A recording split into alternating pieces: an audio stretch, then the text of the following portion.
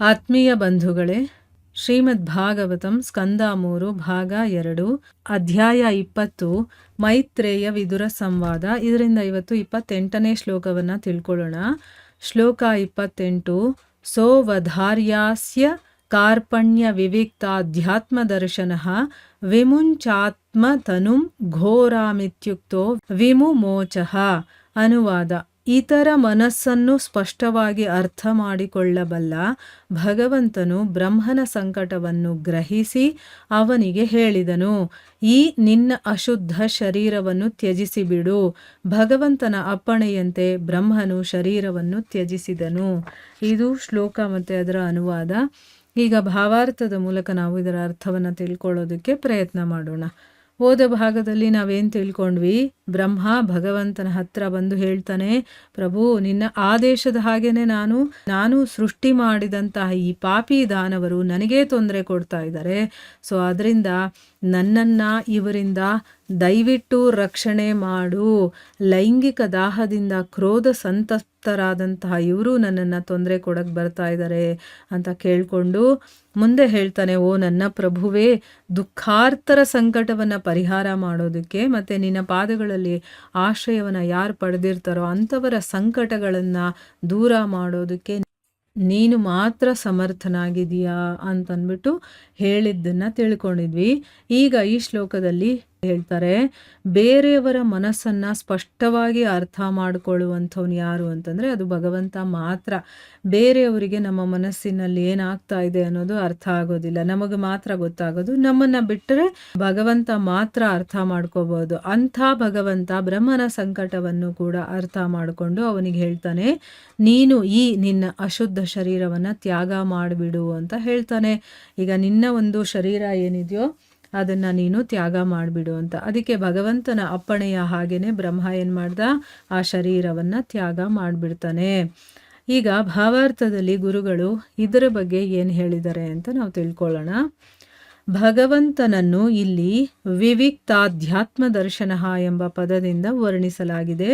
ಮತ್ತೊಬ್ಬರ ದುಃಖವನ್ನು ನಿಸ್ಸಂದೇಹವಾಗಿ ಪೂರ್ಣವಾಗಿ ಗ್ರಹಿಸಬಲ್ಲವನು ಯಾರಾದರೂ ಇದ್ದರೆ ಅದು ಸ್ವಯಂ ಭಗವಂತ ಮಾತ್ರ. ಯಾರಾದರೊಬ್ಬನು ಕಷ್ಟದಲ್ಲಿದ್ದು ಸ್ನೇಹಿತನಿಂದ ಪರಿಹಾರವನ್ನು ಪಡೆಯಲು ಬಯಸಿದರೆ ಕೆಲವು ವೇಳೆ ಆ ಸ್ನೇಹಿತನು ಇವನು ಪಡುತ್ತಿರುವ ಯಾತನೆಯ ತೀವ್ರತೆಯನ್ನು ತಿಳಿಯಲಾರನು. ಆದರೆ ಪರಮಪ್ರಭುವಿಗೆ ಇದು ಕಷ್ಟವೇನಲ್ಲ. ಪರಮಪ್ರಭುವು ಪರಮಾತ್ಮನಾಗಿ ಪ್ರತಿಯೊಂದು ಜೀವಿಯ ಹೃದಯದಲ್ಲಿಯೂ ನೆಲೆಸಿದ್ದಾನೆ ಮತ್ತು ಸಂಕಟದ ನಿಜವಾದ ಕಾರಣಗಳನ್ನು ನೇರವಾಗಿ ಗ್ರಹಿಸುತ್ತಾನೆ. ನೋಡಿ, ಇಲ್ಲಿ ವಿವಿಕ್ತಾಧ್ಯಾತ್ಮ ದರ್ಶನ ಅಂತ ಭಗವಂತನನ್ನು ವರ್ಣನೆ ಮಾಡಿದ್ದಾರೆ. ಅದಕ್ಕೆ ಅರ್ಥ ಏನು ಅಂತಂದರೆ, ಇನ್ನೊಬ್ಬರ ದುಃಖವನ್ನು ನಿಸ್ಸಂದೇಹವಾಗಿ ಕಂಪ್ಲೀಟಾಗಿ ನಮ್ಮ ಮನಸ್ಸಲ್ಲಿ ಏನಾಗ್ತಾ ಇದೆ, ಈಗ ನಾನು ಯಾರಿಗಾದರೂ ನನಗೆ ಈ ರೀತಿ ದುಃಖ ಆಗ್ತಾ ಇದೆ ಅಂತ ಹೇಳಿದಾಗ ಅವ್ರಿಗೆ ಎಷ್ಟರ ಮಟ್ಟಿಗೆ ಅರ್ಥ ಆಗುತ್ತೋ ಅಷ್ಟರ ಮಟ್ಟಿಗೆ ಅವ್ರು ಅರ್ಥ ಮಾಡ್ಕೊಳ್ತಾರೆ. ಆದರೆ ನಿಜವಾಗ್ಲೂ ನನಗೆ ಯಾವ ಮಟ್ಟದಲ್ಲಿ ಅದು ನೋವಾಗ್ತಾ ಇದೆ, ದುಃಖ ಆಗ್ತಾ ಇದೆ ಅಂತ ತಿಳ್ಕೊಳ್ಳೋದಕ್ಕಾಗೋದು ಯಾರಿಗೆ ಅಂತಂದರೆ ನನಗೆ ಮಾತ್ರ. ಆಮೇಲೆ ನನ್ನ ಹೃದಯದಲ್ಲಿ ವಾಸ ಮಾಡ್ತಾ ಇರುವಂಥ ಆ ಭಗವಂತನಿಗೆ ಮಾತ್ರ ಗೊತ್ತಾಗೋದು. ಇಲ್ಲಿ ಬ್ರಹ್ಮನಿಗೆ ಏನು ದುಃಖ ಆಗ್ತಾ ಇದೆ ಅಥವಾ ಅವನಿಗೇನು ತೊಂದರೆ ಆಗ್ತಾ ಇದೆ ಅದನ್ನು ಗ್ರಹಿಸುವಂಥ ಶಕ್ತಿ ಇರೋದು ಭಗವಂತನಿಗೆ ಮಾತ್ರ.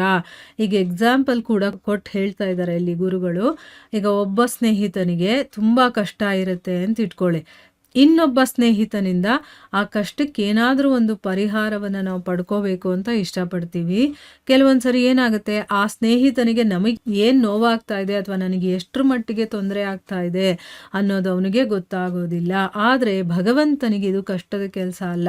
ಯಾಕೆ ಹೇಳಿ? ಪರಮಾತ್ಮನಾಗಿ ಅವನು ಪ್ರತಿಯೊಂದು ಜೀವಿಯ ಹೃದಯದಲ್ಲೂ ಕೂಡ ಅವನು ವಾಸ ಮಾಡ್ತಾ ಇದ್ದಾನೆ.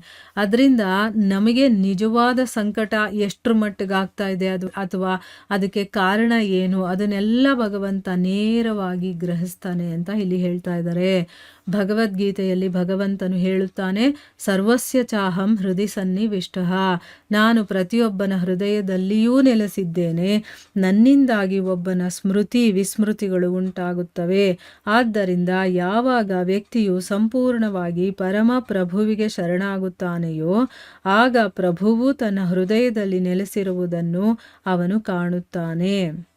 ನೋಡಿ ಇಲ್ಲೇನು ಹೇಳ್ತಾ ಇದ್ದಾರೆ ಭಗವದ್ಗೀತೆಯಲ್ಲಿ, ಭಗವಂತ ಹೇಳ್ತಾನೆ ಸರ್ವಸ್ಯ ಚಾಹಂ ಹೃದಯ ಸನ್ನಿವಿಷ್ಟಂ. ಅಂದರೆ ಏನು, ನಾನು ಪ್ರತಿಯೊಬ್ಬರ ಹೃದಯದಲ್ಲೂ ನೆಲೆಸಿದ್ದೀನಿ.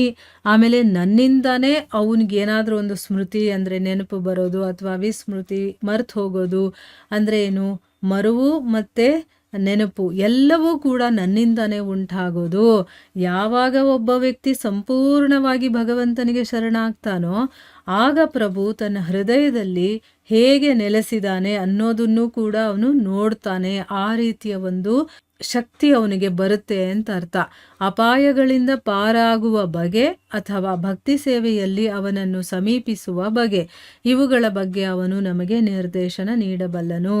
ಪ್ರಭುವು ಬ್ರಹ್ಮನಿಗೆ ಅವನ ಸದ್ಯದ ಶರೀರವನ್ನು ತ್ಯಜಿಸಲು ಏಕೆ ಹೇಳಿದನೆಂದರೆ ಅದು ಅಸುರಿ ತತ್ವವನ್ನು ಸೃಷ್ಟಿ ಮಾಡಿತ್ತು. ಬ್ರಹ್ಮನು ಮತ್ತೆ ಮತ್ತೆ ತನ್ನ ಶರೀರವನ್ನು ತ್ಯಜಿಸುವುದೆಂದರೆ ವಾಸ್ತವವಾಗಿ ಅವನು ತನ್ನ ಶರೀರವನ್ನೇ ತ್ಯಾಗ ಮಾಡುವುದೆಂದಲ್ಲ. ಅದರ ಬದಲು ಬ್ರಹ್ಮನು ಒಂದು ನಿರ್ದಿಷ್ಟ ಮನೋಭಾವವನ್ನು ತ್ಯಜಿಸಿದನು ಎಂದು ಅರ್ಥ. ಹೀಗೆಂದು ಶ್ರೀಧರ ಸ್ವಾಮಿಗಳು ವ್ಯಾಖ್ಯಾನಿಸುತ್ತಾರೆ. ನೋಡಿ, ಇಲ್ಲಿ ಏನಾದರೂ ಒಂದು ಅಪಾಯಗಳು ನಮಗಿದೆ ಅಂತಂದರೆ ಅದರಿಂದ ಪಾರಾಗುವಂಥ ಒಂದು ಬಗೆ ಆಗಿರ್ಬೋದು, ಭಕ್ತಿ ಸೇವೆಯಲ್ಲಿ ಭಗವಂತನನ್ನು ಹತ್ರ ಆಗೋದಿದೆಯಲ್ಲ, ಇದೆಲ್ಲವನ್ನೂ ಕೂಡ ಭಗವಂತ ನಮ್ಮ ಒಳಗಡೆ ಕೂತ್ಕೊಂಡು ನಮಗೆ ನಿರ್ದೇಶನವನ್ನು ಕೊಡ್ತಾನೆ. ಆಯಿತು, ನೀನು ಇದರಿಂದ ಹೀಗೆ ಪಾರಾಗು ಅಂತ ನಮಗೆ ಒಳಗಡೆಯಿಂದ ಆಜ್ಞೆಯನ್ನು ಕೊಡ್ತಾನೆ. ಅಥವಾ ಅವನ ಹತ್ರಕ್ಕೆ ಹೋಗಬೇಕು ಅಂತಂದರೆ ನಮಗೇನು ಮಾಡಬೇಕು ಅನ್ನೋದನ್ನು ಕೂಡ ಅವನೇ ನಿರ್ದೇಶನವನ್ನು ಕೊಡ್ತಾನೆ.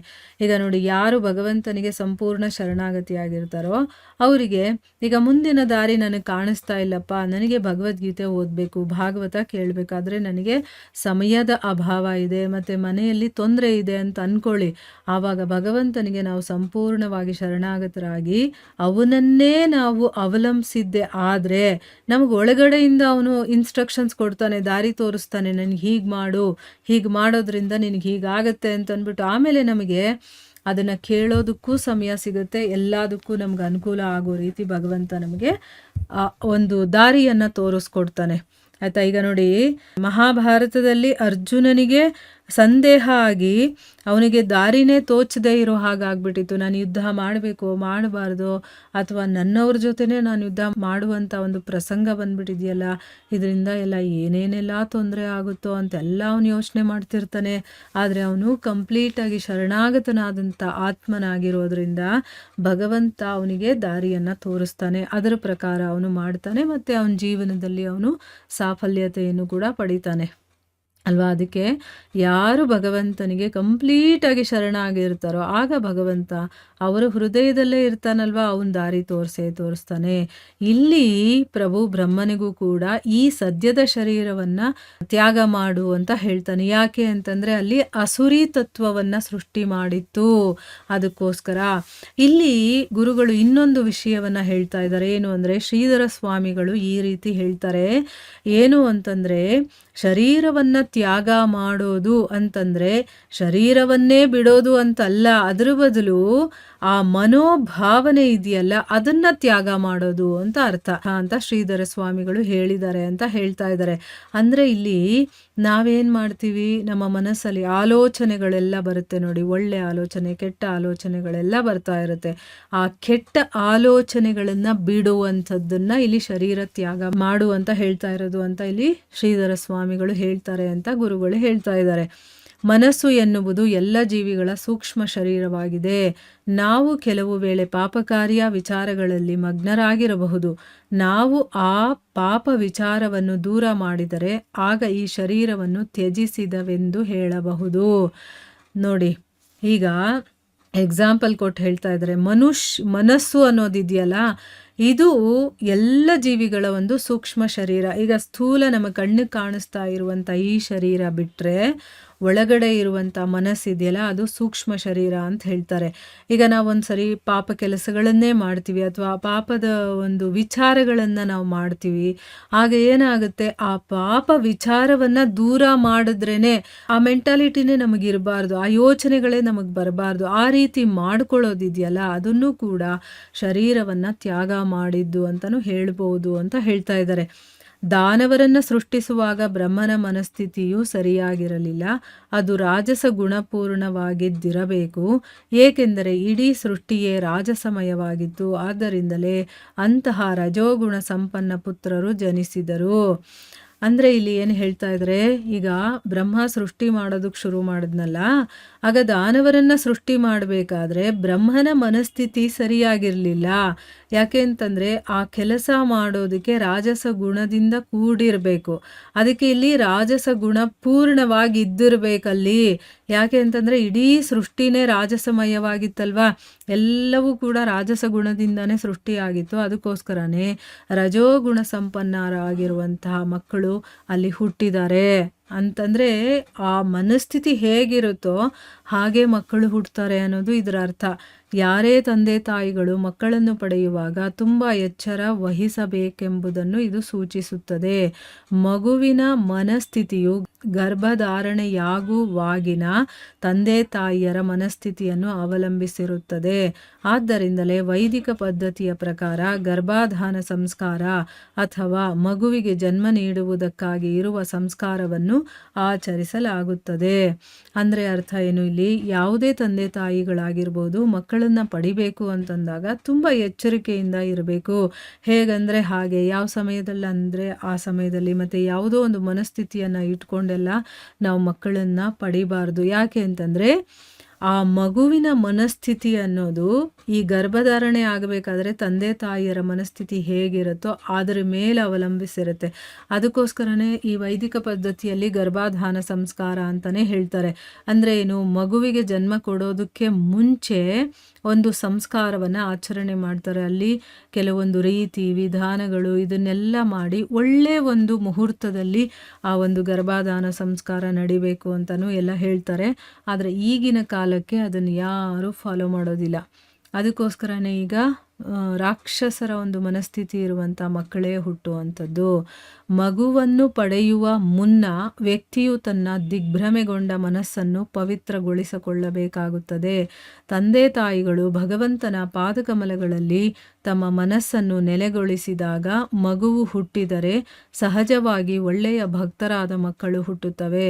ಸಮಾಜವು ಅಂತಹ ಒಳ್ಳೆಯ ಪ್ರಜೆಗಳಿಂದ ತುಂಬಿರುವಾಗ ಅಸುರಿ ಮನೋಭಾವವುಳ್ಳವರಿಂದ ಯಾವ ತೊಂದರೆಯೂ ಉಂಟಾಗುವುದಿಲ್ಲ. ಅಂದರೆ ಮಗುವನ್ನು ಪಡೆಯೋದಕ್ಕೆ ಮುಂಚೆ ಒಬ್ಬ ವ್ಯಕ್ತಿ ತನ್ನ ದಿಗ್ಭ್ರಮೆಗೊಂಡಿರುವಂಥ ಮನಸ್ಸನ್ನು ಮೊದಲು ಪವಿತ್ರಗೊಳಿಸ್ಕೊಳ್ಬೇಕು. ಆ ಮನಸ್ಸು ಶಾಂತವಾಗಿರಬೇಕು, ಪವಿತ್ರವಾಗಿರಬೇಕು. ಆಮೇಲೆ ತಂದೆ ತಾಯಿಗಳು ಆ ಭಗವಂತನ ಪಾದ ಕಮಲಗಳಲ್ಲಿ ತಮ್ಮ ಮನಸ್ಸನ್ನು ಇಡಬೇಕು. ಆಯಿತಾ? ಮಗು ಹುಟ್ಟಿದ್ರೆ ಆವಾಗ ಒಳ್ಳೆ ಭಕ್ತರಾಗಿರುವಂಥ, ಅಂದರೆ ಒಳ್ಳೆ ಗುಣಗಳಿರುವಂಥ ಮಕ್ಕಳು ಹುಟ್ಟುತ್ತಾರೆ. ಇಲ್ಲ ಅಂತಂದರೆ ಅದಕ್ಕೆ ವಿರೋಧವಾಗಿರುವಂಥ ಮಕ್ಕಳೇ ಹುಡ್ತಾರೆ. ಯಾವಾಗ ಒಳ್ಳೆ ಮಕ್ಕಳು ಹುಟ್ಟಿದಾಗ ಸಮಾಜ ಒಳ್ಳೆ ಪ್ರಜೆಗಳಿಂದ ತುಂಬಿರುತ್ತೆ. ಆವಾಗ ಅಸುರಿ ಮನೋಭಾವ ಇರುವಂಥವರಿಂದ ಏನೇನು ತೊಂದರೆಗಳಾಗುತ್ತೋ ಅದೆಲ್ಲ ಆಗೋದಿಲ್ಲ. ಈಗ ಅಸುರಿ ಸ್ವಭಾವ ಇರೋರು ಹುಟ್ಟಿದ್ರೆ ಬರೀ ಹೊಡೆಯೋದು, ಬಡಿಯೋದು, ಕೊಲ್ಲೋದು, ಕಳ್ತನ ಮಾಡೋದು, ಈ ಕೆಟ್ಟ ಬುದ್ಧಿಗಳೇ ಇರುತ್ತೆ. ಅದೇ ಒಳ್ಳೆ ಮನಸ್ಥಿತಿ ಇರುವಂಥ ಮಕ್ಕಳು ಹುಟ್ಟಿದಾಗ ಆ ಒಂದು ಸಮಾಜ ಕೂಡ ಚೆನ್ನಾಗಿರುತ್ತಲ್ವ. ಅದಕ್ಕೋಸ್ಕರ ಗರ್ಭಾಧಾನ ಸಂಸ್ಕಾರ ಅನ್ನೋದು ತುಂಬ ಮುಖ್ಯವಾಗುತ್ತೆ ಅನ್ನೋದನ್ನ ಇಲ್ಲಿ ಹೇಳಿದ್ದಾರೆ. ಸೊ ಈಗ ನಮಗೆ ಗೊತ್ತಾಯ್ತಲ್ವಾ, ಇಲ್ಲಿ ಭಗವಂತ ಬ್ರಹ್ಮನಿಗೆ ನಿನ್ನ ಈ ಅಶುದ್ಧ ಶರೀರವನ್ನು ತ್ಯಾಗ ಮಾಡಿಬಿಡು ಅಂತಂದ್ಬಿಟ್ಟು ಹೇಳ್ತಾನೆ. ಅದೇ ರೀತಿ ಬ್ರಹ್ಮನು ಕೂಡ ಆ ಒಂದು ಶರೀರವನ್ನು ತ್ಯಾಗ ಮಾಡ್ತಾನೆ ಅಂತಂದ್ಬಿಟ್ಟು ಇಲ್ಲಿ ಹೇಳಿದ್ದಾರೆ. ಇಲ್ಲಿಗೆ ನಾವು ನಿಲ್ಲಿಸೋಣ. ಹರೇ ಕೃಷ್ಣ.